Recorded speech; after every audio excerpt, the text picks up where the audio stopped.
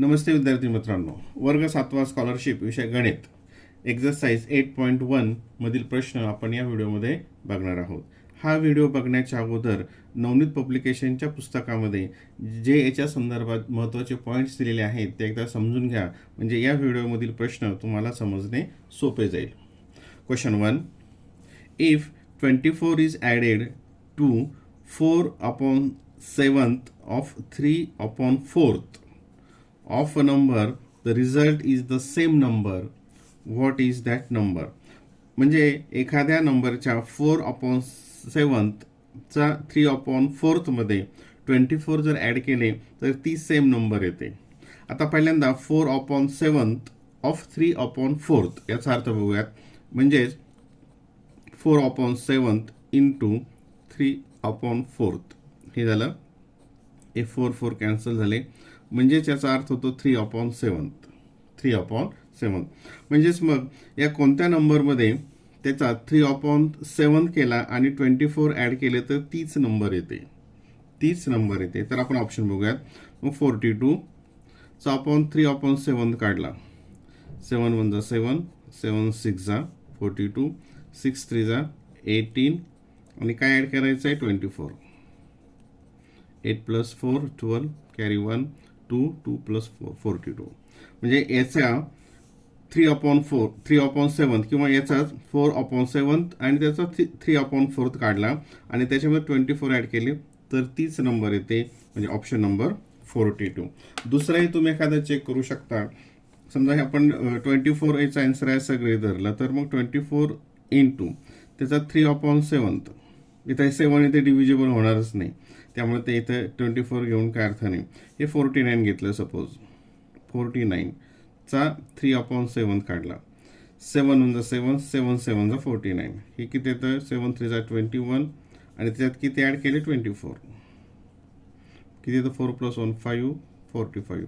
आपली नंबर किती आहे तिथे 49 आणि याचं हे क्रियेने केलं तर आलं 45. म्हणजेच ऑप्शन नंबर 1 हे त्याचा आन्सर असेल. असं रिपीट करायची गरज नाही, एक सहज दाखवलं. Question number 2.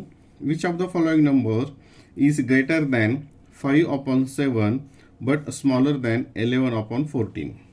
आता इथे बघा 5/7 आणि इथं काय दिलेलं आहे सगळं 11/14. आता हे 5/7 आपण इथं घेऊयात आणि याला आपण डिनॉमिनेटर 7 करूयात.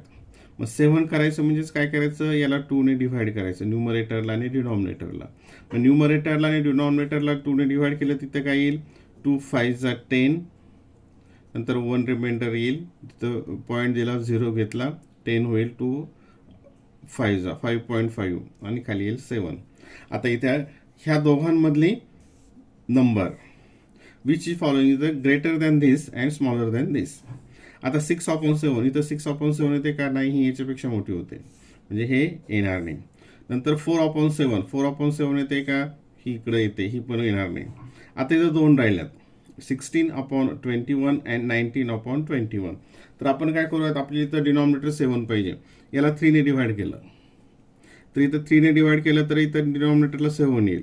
आता इथं न्यूमरेटरला किती येईल 3 ने डिव्हाइड केल्यानंतर बघा 3 5 जा 15, नंतर 1 रिमाइंडर येईल, 1 आल्यानंतर तर 0 येईल डेसिमल पॉईंट दिल्यानंतर आणि 3 3 जा 9. म्हणजेच काय या ठिकाणी 5.3/7. म्हणजे इथं 5.3 कुठं येईल, याच्या दोघांच्या मध्ये येईल का, तर हो 5.3 ह्या दोघांच्या मध्ये येईल.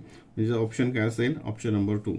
आणि हे जर 3 ने डिव्हाइड केलं तर 3 6 जा 18, म्हणजे 6 पॉईंट समथिंग येईल, 6 पॉईंट काहीतरी येईल. कारण याला जर 3 ने डिव्हाइड केलं 19ला तर ते 36 पॉईंट असं उत्तर येईल, म्हणजे ती त्याच्यापेक्षा मोठी असेल. म्हणजे option number 2 is the answer.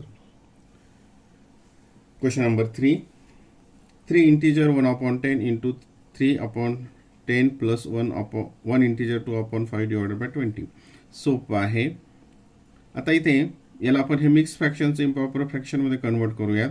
ते 3 × 10 याचा मल्टिप्लिकेशन होतो आणि हे 1 त्याच्यामध्ये ॲड होतं, हे तुम्हाला माहिती आहे. मग 30 + 1 म्हणजे 31/10 इंटू 3/10 प्लस हे 5 1 जा 5 + 2 7/5 आणि इथे हे डिव्हाइड आहे. आता इथे डिव्हाइड करत असताना आपण काय करतो, डिव्हाइडच्या ऐवजी इथं मल्टिप्लिकेशनचं साईन देतो आणि याचा रेसिप्रोकल लिहितो, मल्टिप्लिकेटिव्ह इन्व्हर्स, म्हणजे उलट करतो. न्यूमरेटरचं डिनॉमिनेटर आणि डिनॉमिनेटरचं न्यूमरेटर, म्हणजे इथं काय येईल मग 1/20. आता या ठिकाणी इथं मल्टिप्लिकेशन आहे आणि इथे मल्टिप्लिकेशन आहे आणि इथे ॲडिशन आहे.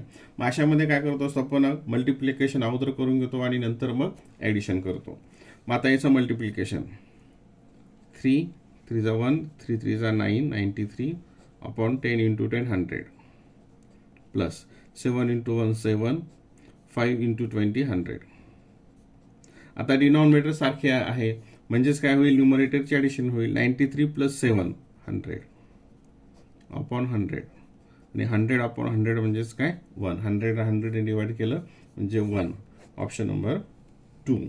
Option number 2. Question number 12. Question number 4. Which of the following fractions have the value between fraction 1/3 and 1/2? अशा प्रकारचे जे प्रश्न आहेत ना, आपण एक्सरसाइज 1 आणि 2 मध्ये खूप घेतलेले आहेत. एक्सरसाइज 1 आणि 2 मध्ये असे प्रश्न आहेत. आता इथं आपल्याला बिटवीनमध्ये घ्यायचं असेल म्हणजे कंपॅरिझन करायची तुम्हाला इथे, तर तिचे डिनॉमिनेटर जर सारखे असतील तर ते कंपॅरिझन करणं सोपं जातं. मग आता इथं 12 आहे, इथं 12 आहे, याला 12 मध्ये कन्व्हर्ट करता येतं, याला पण 12 मध्ये कन्व्हर्ट करता येतं आणि याला पण 12 मध्ये. आता इथं आपण याला जर 12 मध्ये कन्व्हर्ट करायचं ठरलं पहिल्याला, तर काय येईल, 12ने याला मल्टिप्लाय केलं, 12ने याला मल्टिप्लाय.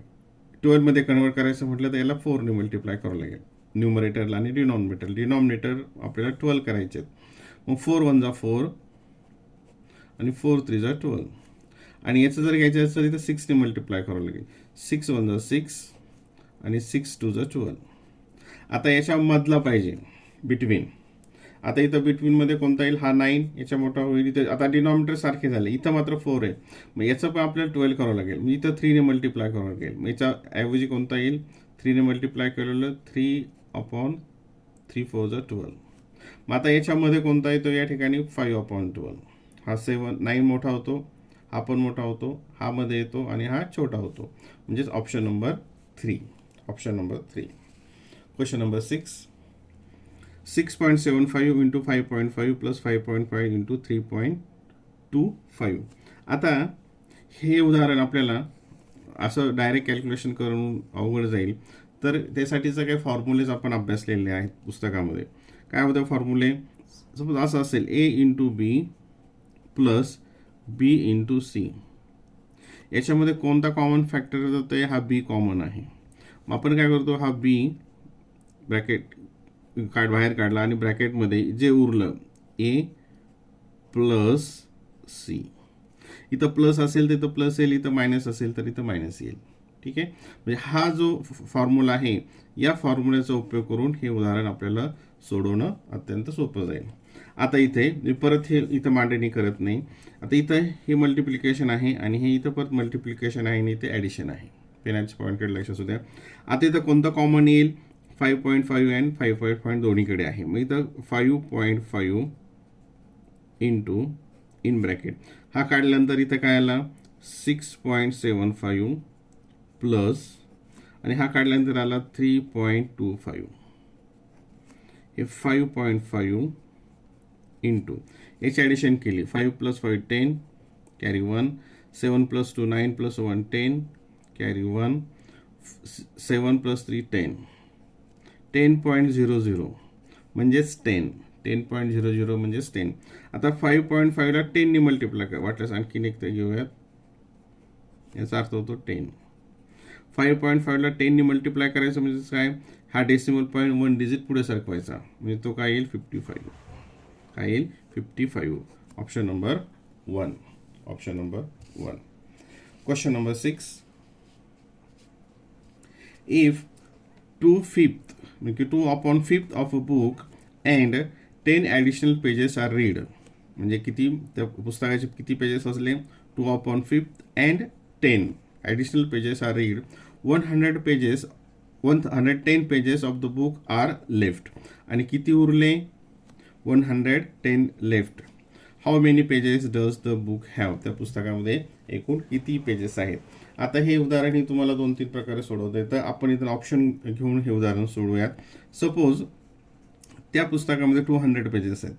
मग 200 पेजेसमध्ये किती रीड केले बघा आता इथे 200 मध्ये 2/5 रीड केले म्हणजे किती येईल ते 2/5 म्हणजे किती होईल त्याचं इथे 5 1 5 5 4 20 हे झालं 40 आणि इक्वल्स टू हे 0 4 2 8 हे आणि ॲडिशनल 10 म्हणजे किती रीड केले त्यांनी 90 आणि 90 एवढं रीड केल्यानंतर किती उरतात 110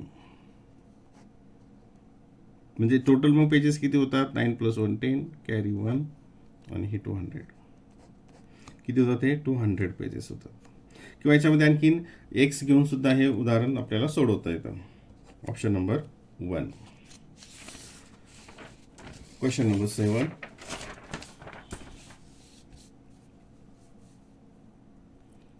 If 5/7 plus 3/7 into 14/24 is equals to s, then find the x. आता या ठिकाणी बघा, आता एक्झाममध्ये आपण काय करायचं, याला परत इकडं मांडणी करत बसायची गरज नाही, कारण त्याच्यामध्ये वेळ जातो. कारण अशी उदाहरणं साधारणतः 1 मिनिटामध्ये तुम्हाला सोडवता येणं अपेक्षित आहे.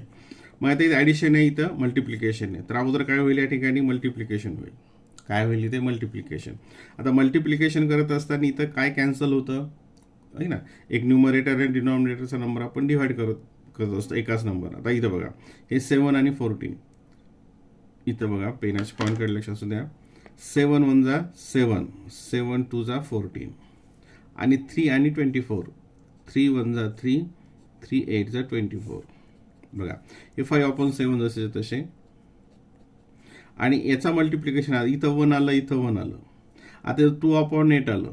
याला आणखीन काय कॅन्सल होईल, हे 2 आणि 8ला पण आपण 2 ने डिव्हाइड करू शकतो. म्हणजे इथं 2 1 2 2 4 8. म्हणजे हा इकडचा जो मल्टिप्लिकेशन आहे त्याची व्हॅल्यू किती आली 1/4. किती आली त्याची व्हॅल्यू 1/4. आणि आता ही ॲडिशन आहे. मग इथं ॲडिशन क्रॉस मल्टिप्लिकेशनचा rule 5 4 20 plus 7 1 7 upon 7 4 28 20 plus 7 27/28 27/28. Option number 4. Option number 4. Question number 8. If A equals to B equals to C equals to D, then find the greatest of the following fractions. असे उदाहरण आपण exercise 1 आणि 2 मध्ये खूप घेतलेले आहेत. जेव्हा न्यूमरेटर सेम असतात म्हणजे तर हे सगळे सारखेच आहेत, तेव्हा ज्याचा डिनॉमिनेटर छोटा असतो तो सगळ्यात मोठा असतो. ज्याचा डिनॉमिनेटर छोटा असतो तो फ्रॅक्शन सगळ्यात मोठा असतो. मग इथं सगळ्यात डिनॉमिनेटर छोटा कोणता आहे 4 मध्ये. म्हणजे याच्यात सगळ्यात मोठा कोणता असेल D/2. Option number 4. If negative हे साईन कशाचं आहे negative 7.023 minus 11.203 equals to m, then find the value of m. ची व्हॅल्यू फाइंड आउट करायची आहे. आता ह्या सबट्रॅक्शन आपण अगोदर करूयात. याच्या बाहेर हे निगेटिव्हचं साईन आहे हे लक्षात ठेवा. आता 7.023 आणि तर इथं काय करणार आपण ह्या नंबर्समधून ही नंबर त्याला सबट्रॅक्ट करणार आणि निगेटिव्हचं साईन देणार. जे आतमध्ये उत्तर असेल त्याला काय साईन असणार आहे निगेटिव्हचं साईन. मग ही सबट्रॅक्शन बघूया. तिथे 11.203 मायनस खालीची संख्या लिहिताना डेसिमल पॉईंट खाली डेसिमल पॉईंट लिहिला 023 आणि इकडे 7 हे 3 - 3 0 हे 2 इथून कॅरी केलं इथं आलं 10 - 2 8 इथं आलं 1 इथं डेसिमल पॉईंटला डेसिमल पॉईंट आणि हे इथं आलं 3. म्हणजे आता याची सबट्रॅक्शन केली. याची सबट्रॅक्शन किती आली निगेटिव्ह 3.18 आणि हे ब्रॅकेट बाहेरच्या निगेटिव्ह साईन असल्यामुळे काय ब्रॅकेट जेव्हा आपण ओपन करतो तेव्हा negative the product of 2 negative integer is positive. म्हणजे याचं प्रोडक्ट काय असेल आन्सर याचं पॉझिटिव्ह असेल. किती येईल ते पॉझिटिव्ह 3.18 पॉझिटिव्ह सॉरी इथं 4 ही सबट्रॅक्शन इथं 4 येईल 4.18. Option number 3. Option number question number 10. 3 minus 7 into 0.2 divided by 14 is equals to P, then P equals to what? आता इथे सुद्धा आपल्याला सबट्रॅक्शन, मल्टिप्लिकेशन आणि डिव्हिजन असं दिलेलं आहे. तर या क्रमामध्ये असे जेव्हा असतील तेव्हा अगोदर आपण मल्टिप्लिकेशन आणि डिव्हिजन याच्यामध्ये जो क्रमाने अगोदर आलेला असेल तो सोडवत असतो. तर आता ह्याच ठिकाणी करूयात. इथं मांडणी केली तर आणखी त्याच्यामध्ये वेळ जास्त जातो एक्झाममध्ये, म्हणून इथंच कसं सोडवायचं त्याची प्रॅक्टिस आपण करूया. ह्या 3 मध्ये काही बदल होणार नाही, हे तसंच दिलं. आता 7 into 2 0.2 म्हणजे 7 to the 14 आणि हे डेसिमल पॉईंट नंतर 1 डिजिट आहे म्हणून इथं 1 डेसिमल पॉईंट डिवायडेड बाय 14. आता हे इथं पॉईंट असल्यामुळे जर नॉर्मल डिव्हिजन असतं तर आपण डायरेक्ट इथं केलं असतं. हाही करता येतो, पण हे आपण आणखी इथं समजून घेऊयात. फक्त हा डिव्हिजन, याचा डिव्हिजन इथं कसं येतं, याला न्यूमरेटर आणि डिनॉमिनेटर फॉर्ममध्ये याला लिहूयात. म्हणजे 1.4 अपॉन 14 इज इक्वल्स टू. आता ह्या दोघांचा डिव्हिजन करत असताना काय होईल, हे 40 इथं 0चा भाग जाईल आणि 14 1 जा 14 0.1 म्हणजे याचं उत्तर काय येईल 0.1. आता इथं बघा, मग इथं काय उरलं, इथं 3 मायनस याचं आन्सर किती आलं 0.1. आता ही सबट्रॅक्शन इथं करूयात आपण. 3 आता इथं डेसिमल पॉईंट आहे, इथे डेसिमल पॉईंट नाही, मग आपण आपल्या सोयीसाठी डेसिमल पॉईंट देऊन 0 घेऊयात, कारण 3 आणि 3.0चा अर्थ सारखाच होतो. मायनस इथं डेसिमल पॉईंट अगोदर आणि नंतर ही नंबर लिहूयात 1, इकडं 0. इथं मग येईल 10 - 1 9, डेसिमल पॉईंटला डेसिमल पॉईंट आणि इथं 1 वापस केली झालं 2. सबट्रॅक्शन आली 2.9. Option number 1. Question number 11. 135 into 122 equals to 16470. Then आता ही उदाहरणं आपण अगोदर बघितलेली आहेत की जर ह्या दोघांचा मल्टिप्लिकेशन हा असेल आणि या नंबरला याने डिव्हाइड केलं तर हे उत्तर येतं आणि या नंबरला याने डिव्हाइड केलं तर हे उत्तर येतं. अशी उदाहरणं आपण मागच्या एक्झरसाइजमध्ये अभ्यासलेली आहेत. आता इथे काय केलं आहे, डेसिमल फ्रॅक्शन्सचं दिलं आहे, डेसिमल पॉईंट. आता याला पहिल्यांदा आपण डिव्हिजनच्या फॉर्मॅटमध्ये घेऊयात, न्यूमरेटर आणि डिनॉमिनेटरच्या फॉर्ममध्ये. ते काय येईल 0.1640 डिवायडेड बाय 0.122 इक्वल्स टू. आता इथे हे डेसिमल पॉईंटने आपण डिव्हाइड करत नाही, मग याला काय करावं लागेल, इंटिजरमध्ये कन्वर्ट करण्यासाठी इथं 1000नी मल्टिप्लाय करावं लागेल आणि इथं 1000नी मल्टिप्लाय करावं लागेल. मग इथे 1000नी मल्टिप्लाय केल्यानंतर काय होईल, डेसिमल पॉईंट 3 डिजिट पुढे सरकेल, म्हणजे काय येईल ते 164.7. हे 0 लिहिले तरी चालतील, नाही लिहिले तरी चालतील, आणि खाली काय येईल 122.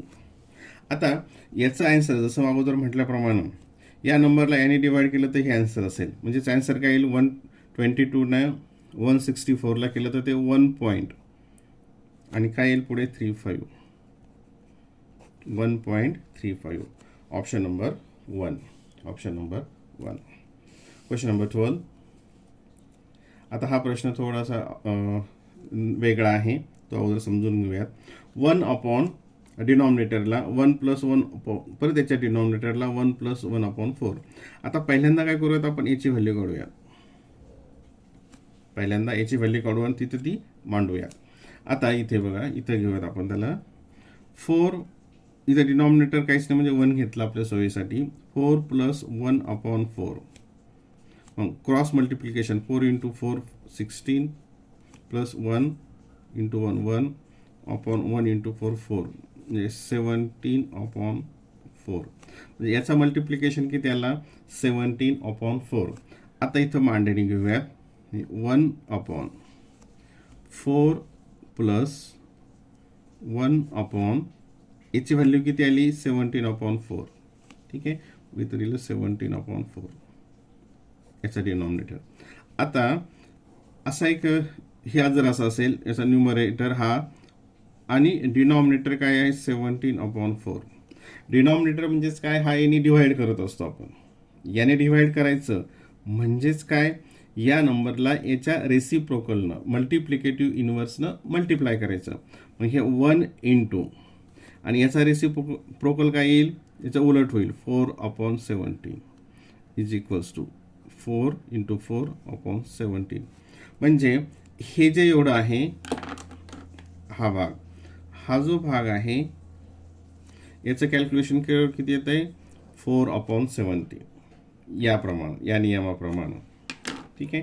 मग याला आपण पुढे परत मांडूयात. 1/4 प्लस याची व्हॅल्यू किती आली, 4/17. 4/17. आता ही ॲडिशन केली या पद्धतीनं. आता ती ॲडिशन तुम्हाला लक्षात येईल. 1/4 7 जा किती होतात, 64. आणि 64 4 1 जा 4, 64 प्लस 4 72/17. काय याचं उत्तर 72/17. 72/17 ही ॲडिशन आली. तुम्ही या पद्धतीने मांडणी करून परत वाटल्यास सोडवू शकता. आता या ठिकाणी परत याचप्रमाणे या नंबरला याने डिव्हाइड करायचं, म्हणजेच काय, या नंबरला याच्या रेसिप्रोकलनी मल्टिप्लाय करायचं, याच्या रेसिप्रोकलनं. म्हणजेच काय येईल ते 1 × 17/72. हे 17 × 1 आणि 17/72. 17/72. ऑप्शन नंबर 2 त्याचा आन्सर असेल.